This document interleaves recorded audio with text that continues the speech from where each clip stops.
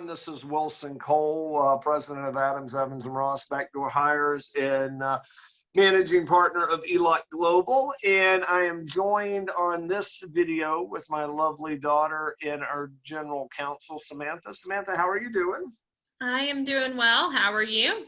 Oh, I am doing fine. I am doing fine. Well, we are, this recording is going to be a little dated by the topic. So if somebody is watching this, in 5 years, it may not be as relevant, but I think it's insanely relevant for the times that we're in. And that is, we're in July. We're hopefully midway through this COVID outbreak. And regardless whether you believe it is the Black Plague of the 20th century or it's the biggest hoax, no one can deny that it has affected business, that it has affected commerce, and what it probably means going forward for the foreseeable future. The only thing I can do is look at history. Pandemics last 12 to 18 months.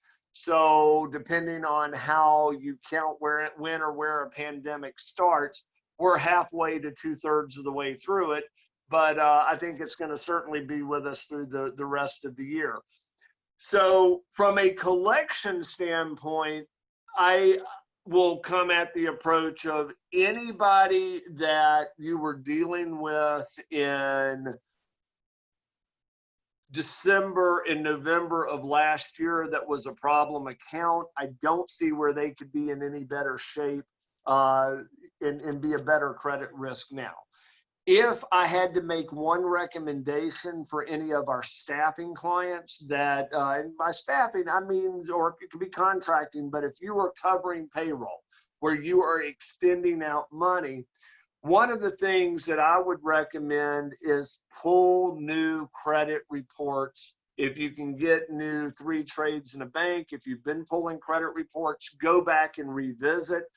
We have a credit screen product here. I think it's for like $59 a month or something. You get unlimited searches, but you need to recheck the credit because companies that could have been in wonderful shape, December or in January of this year, a lot's happened since then. And so what is true today may not match with what was true 6 months ago.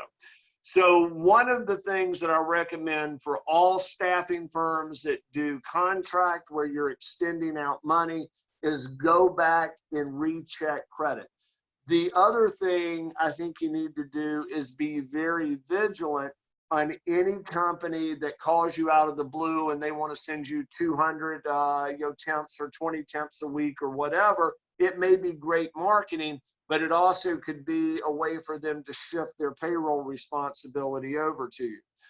Also, from a recruiting standpoint, keep track of your candidates because what could have happened, you had candidates that were in play and then all of a sudden in March and April, everything just froze. They said, hey, we're going to wait until we can onboard them in person.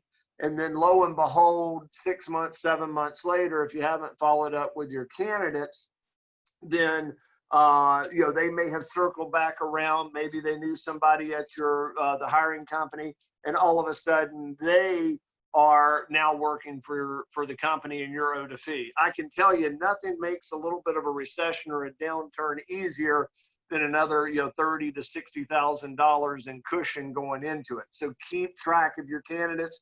Of course, we have a backdoor hire product that will even go back and search the last 2 years of your data, and you can shoot me an email and we'll bring you up to speed on that. But keeping track of your candidates during COVID, and then if you're extending out credit where you're extending out money, make sure that you recheck credit.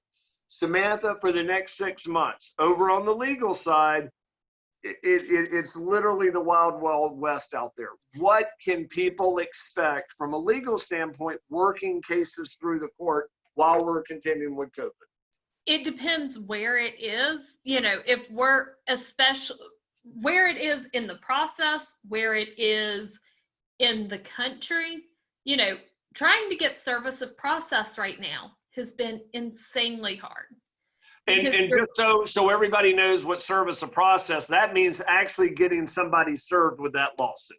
Yeah. where the sheriff or the marshal hands them the paper, boom, you're served. So that's what she's talking about. We're running into some areas are going, okay, you can put a stamp on it, mail it. You don't have to go, to the door. We're changing the rules for this time period. You have some places going, yeah, we're not changing the rules at all. It's got to be hand to hand. And if you've got an excuse for somebody beyond just you don't want to be served with a lawsuit, but they can't come within 6 feet of you, debtors are going to use that to yell COVID and run the other way. Yeah.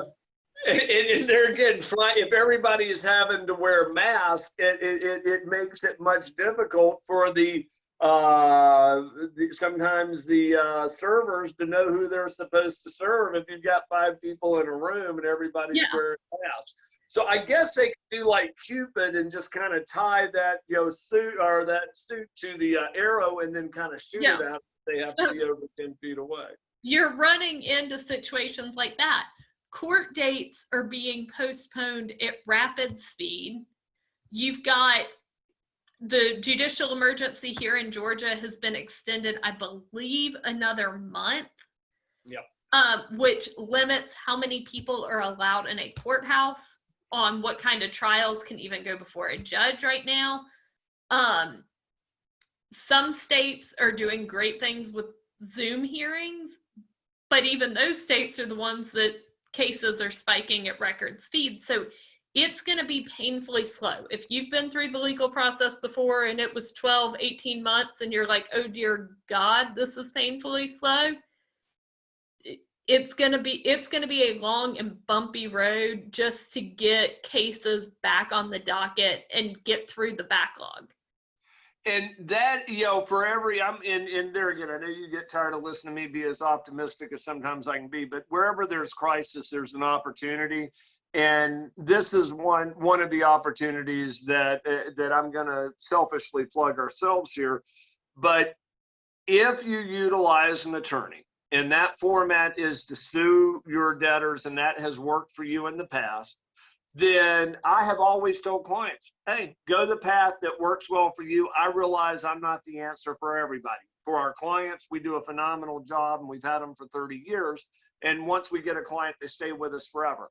With us, you get the best of both worlds. The collections is always going to move a lot quicker. It's going to be a lot more agile. We can bring pressure such as locating additional creditors, affecting their Dun & Bradstreet, affecting their credit rating, and things along those lines. If you sue somebody, if they are an educated debtor, and Sam, you hear it all the time, I've heard it as well, is, well, you can go ahead and sue me, but you and I both know it's going to be 6 months before they can even get the courts open back up to start the process. And so where I have said, whether you utilize us from a collection standpoint, or if you have your own attorney, you need to do something, I'm almost going to recommend that you run something, whether you utilize us or another commercial agency, I'd run it through collections first, because I think right now with most debtors, they realize that the legal aspect, I'm not saying it doesn't have teeth, and we have things that are litigating. We just garnished a checking account 2 weeks ago, but those were on companies that we sued 12 months ago. On companies right now, in my opinion, I think that they know that they've got an extra 6 to 12 months to play with. If you run it through collections first, you're really not giving up that much, because you're not going to be able to get them sued in most states. Sam, any closing thoughts, or what clients need to be doing if they find themselves in litigation, and what they can probably expect in general? I think just going into this process of, when we're in a recession, I understand the need to race and get business moving and go and get connected. Don't let your paperwork fall to the wayside in trying to get the deal done.